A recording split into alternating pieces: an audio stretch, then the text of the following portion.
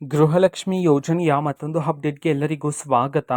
ನಾನು ನಿಮ್ಮ ಪ್ರೀತಿಯ ಶಿವು. ಇವತ್ತಿನ ಒಂದು ವಿಡಿಯೋದಲ್ಲಿ ಗೃಹಲಕ್ಷ್ಮಿ ಯೋಜನೆಯ 31ನೇ ಕಂತಿನ ಹಣಕ್ಕೆ ಸಂಬಂಧಪಟ್ಟಂತೆ ಒಂದು ಮುಖ್ಯವಾದ ಮಾಹಿತಿಯನ್ನು ಈ ವಿಡಿಯೋದಲ್ಲಿ ನಾವು ತಿಳ್ಕೊತಾ ಹೋಗೋಣ.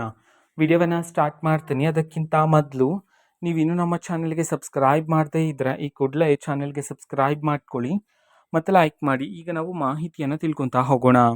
ಸೊ ಈಗ ಇನ್ಫಾರ್ಮೇಷನ್ ಏನು ಅಂತಂದರೆ, ಇದೀಗ ಮಹಿಳೆಯರಿಗೆ ಗೃಹಲಕ್ಷ್ಮಿ ಯೋಜನೆ ಮೂಲಕ 2,000 ರೂಪಾಯಿ ಹಣವನ್ನು ಪಡ್ಕೊಳ್ಳೋದಕ್ಕೆ ಸರ್ಕಾರದ ಕಡೆಯಿಂದ ಈ ಹಿಂದೆ ಜೀವನ ಪ್ರಮಾಣ ಪತ್ರವನ್ನು ಸಲ್ಲಿಸಬೇಕಾಗಿರುತ್ತೆ ಅಂತ ಹೇಳಿ ಮಾಹಿತಿಯನ್ನು ತಿಳಿಸಿದರು.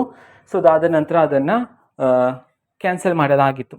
ಸೊ ಅದಾದ ನಂತರ ಬಯೋಮೆಟ್ರಿಕನ್ನು ನೀಡಬೇಕಾಗಿರುತ್ತೆ ಅಂತ ಹೇಳಿ ಮೊನ್ನೆ ತಿಳಿಸಿದರು, ಅಂತಂದರೆ ಸಭೆಯಲ್ಲಿ ಚರ್ಚೆ ಮಾಡಿದ್ರು. ಸೊ ಅದು ಸಹ ಸದ್ಯಕ್ಕೆ ನಿಂತಿರತಕ್ಕಂಥದ್ದು.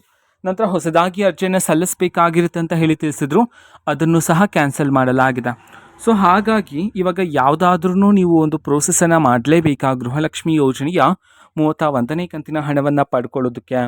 ಈ ಒಂದು ಇನ್ಫಾರ್ಮೇಷನನ್ನು ನೋಡೋದಾದ್ರೆ, ಸೊ ಅಟ್ ಪ್ರೆಸೆಂಟ್ ಇರತಕ್ಕಂಥ ಮಾಹಿತಿಯ ಪ್ರಕಾರ ಸೊ ಮಹಿಳೆಯರು ಯಾವುದೇ ರೀತಿ ಪ್ರೋಸೆಸ್ ಮಾಡೋ ರೀತಿ ಅವಶ್ಯಕತೆ ಇರೋದಿಲ್ಲ.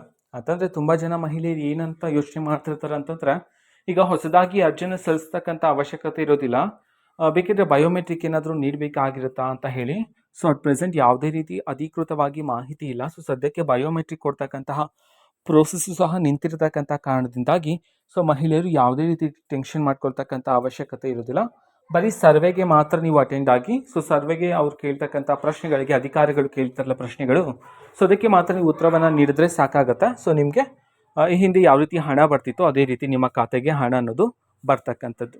ಓಕೆನಾ? ಸೊ ಯಾವುದಾದ್ರೂ ಅಪ್ಡೇಟ್ಸ್ ಬಂದ ನಂತರ ಅಧಿಕೃತವಾಗಿ ನಾನು ನಿಮಗೆ ತಿಳಿಸ್ಕೊಡ್ತೀನಿ. ಅದಕ್ಕೋಸ್ಕರ ತಪ್ಪದೆ ಚಾನಲ್ಗೆ ಸಬ್ಸ್ಕ್ರೈಬ್ ಮಾಡ್ಕೊಳ್ಳಿ. ಮತ್ತು ಮಾಹಿತಿ ಇಷ್ಟ ಆಗಿದ್ರೆ ನಿಮ್ಮ ಫ್ರೆಂಡ್ಸ್ ಆ್ಯಂಡ್ ಫ್ಯಾಮಿಲಿ ಮೆಂಬರ್ಸ್ಗೂ ಸಹ ವಿಡಿಯೋವನ್ನು ಶೇರ್ ಮಾಡಿ, ಜೊತೆಗೆ ಚಾನಲ್ಗೆ ಸಬ್ಸ್ಕ್ರೈಬ್ ಮಾಡಿಕೊಂಡು ಸಪೋರ್ಟ್ ಮಾಡಿ. So thank you, bye.